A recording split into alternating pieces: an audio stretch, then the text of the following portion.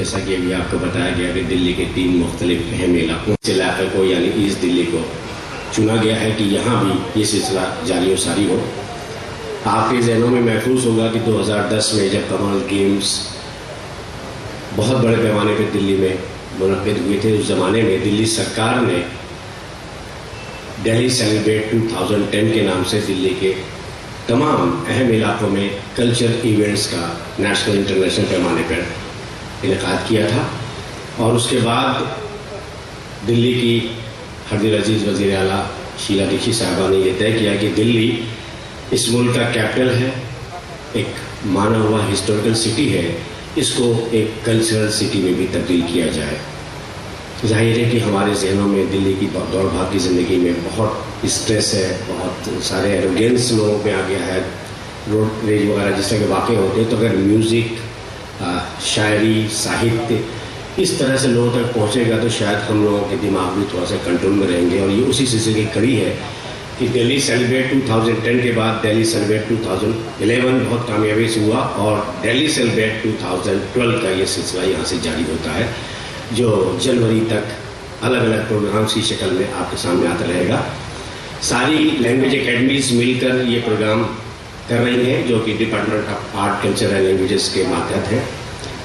الگ الگ اکیڈمیز نے الگ الگ پروگرام کیے. آج اردو اکیڈمی دلی کی جانب سے مشاعرے کا انعقاد کیا جا رہا ہے، اور یہاں جو انتظام ہے وہ اس دلی کا، یہ بھی اردو اکیڈمی دلی کے ذمہ کیا گیا تھا. میں دلی سرکار کی جانب سے، اردو اکیڈمی کی جانب سے آپ سب کا سواگت کرتا ہوں، خیر مقدم کرتا ہوں، استقبال کرتا ہوں، اور بہت ہی احترام کے ساتھ نام پڑھتا ہوں آج کے ان شعراء کا جو آج کے اس مشاعرے میں مدعو کیے گئے ہیں. اور بہت ہی ان سے درخواست بھی کروں گا کہ جس طرح سے ان کے نام سنائی دیے وہ پلیز اسٹیج پہ تشریف لائیں. صدر مشاعرہ وہ راستے میں پہنچے ہیں، جناب آنند موہن جوشی پنڈت گلزار دہلوی صاحب، وہ آنے والے ہیں. جناب رضا امروہوی، جناب طالب رامپوری، جناب کشش وارسی، جناب ماجد دیوبندی، جناب اقبال اشہر، جناب سریندر شجر، جناب شکیل جمالی، جناب شاہد انور، جناب وارث وارسی، جناب جمنا پرساد راہی، جناب سلیم امروہوی، جناب خورشید سرسوی، جناب شریف شہباز، محترمہ انا دہلوی، محترمہ ریحانہ شاہین، محترمہ ممتاز نسیم، محترمہ نکھت امروہوی، جناب سکندر حیات گڑبڑ، جناب اسرار جامعی، جناب احمد علی، جناب اقبال فردوسی، جناب فیمس کھتولوی، اور نظامت کی ذمہ داری جناب مرزا عارف صاحب کی ذمہ دی گئی ہے. میں تمام شعراء سے جو کہ میری آواز وہاں ضرور پہنچ رہی ہوگی، ان سے میرے التماس ہے، گزارش ہے، درخواست ہے، نویدن ہے کہ برائے کرم اسٹیج پہ تشریف لائیں اور ہم جلد از جلد مشاعرے کو شروع کریں. میرے ساتھی اگر میری آواز سن رہے ہوں تو ان شعراء تک پہنچا دیں اور میری گزارش بھی پہنچا دیں. اکیڈمی کے وائس چیئرمین محترم پروفیسر اختر الواسع صاحب یہاں تشریف رکھتے ہیں، اور ہماری ایوارڈ کمیٹی کے کنوینر، اردو اکیڈمی کے backbone doctor G R Kamal صاحب یہاں تشریف رکھتے ہیں. میں گزارش کر رہا ہوں ڈاکٹر اختر الواسع صاحب کی خدمت میں کہ ڈاکٹر جی آر کمل صاحب کے ہمراہ تو اسٹیج پہ تشریف لائیں. شعراء حضرات سے گزارش ہے، یہاں کیشوانند صاحب بیٹھے ہوئے ہیں جو کہ اس علاقے کی جو ریزیڈنٹ ویلفیئر ایسوسیشن ہے اس کے بہت اہم ستون ہیں، اردو کے عاشق ہیں، اور انہوں نے اس پورے آیوجن میں ہماری بہت مدد کی ہے. بہت مطلب ان کا کندھے پہ ہمارے کندھوں پہ ہاتھ تھا. میں ان کا شکریہ ادا کرتا ہوں، ان کا بھی لندن کرتا ہوں. آئیے حضرات.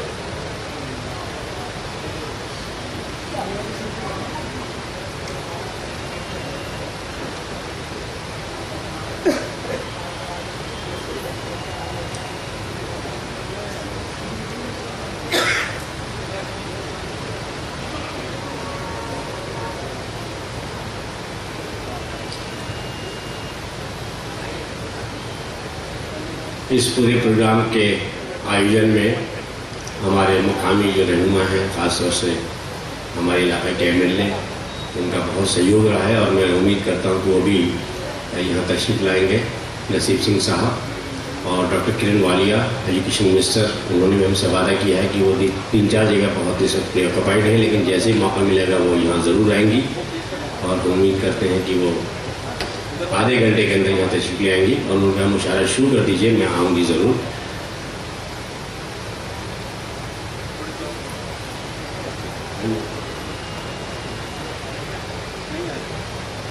اکیڈمی کے وائس چیئرمین پروفیسر اختر محمد صاحب کی خدمت میں گزارش ہے کہ ڈاکٹر جی آر کنول صاحب کنوینر بورڈ کمیٹی کے ہمراہ کیشوانند جی یہاں تشریف رکھتے ہیں، میری گزارش ہے کہ آپ بھی اسٹیج میں تشریف لائیے۔ کیشوانند جی صاحب بہت سینئر جو اور اردو کے عاشق ہیں، اشعار برجستہ پڑھتے ہیں۔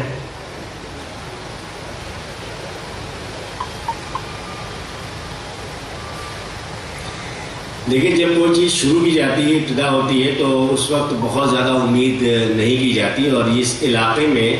جو سانسکرتک کارکرم، یہ ثقافتی پروگرامز کا سلسلہ ہے، اس کا یہ ابھی جنم ہو رہا ہے، اور ہم امید کرتے ہیں کہ جو ہم نے تام جھام یہاں جو کیا ہے، اس اگلے سال ہم اس کو دوگنا کر دیں۔ اور ظاہر ہے کہ جب ماؤتھ پبلسٹی ہوتی ہے، لوگ ذکر کرتے ہیں۔ کل یہاں پر بھوجپوری گانوں کی محفل تھی، اور جس طرح سے رات کے 11 بجے تک لوگ اٹھنے کے نام لے لیتے، اور کلاکار اور فنکار کا بھی حوصلہ بڑھتا ہے جب اتنے سارے لوگ ہوں۔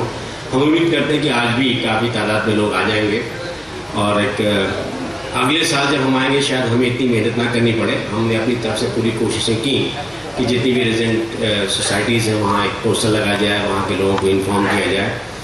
لیکن وہ ہے کہ بستی بسنا کھیل نہیں ہے، بستے بستے بستی ہے، تو ہم اس بستی کو بسا کر چھوڑیں گے، اور انشاءاللہ اگلے سال آئیں گے تو ہمارا حوصلہ اور بلند ہوگا، اور یہ سلسلہ جاری رہے گا۔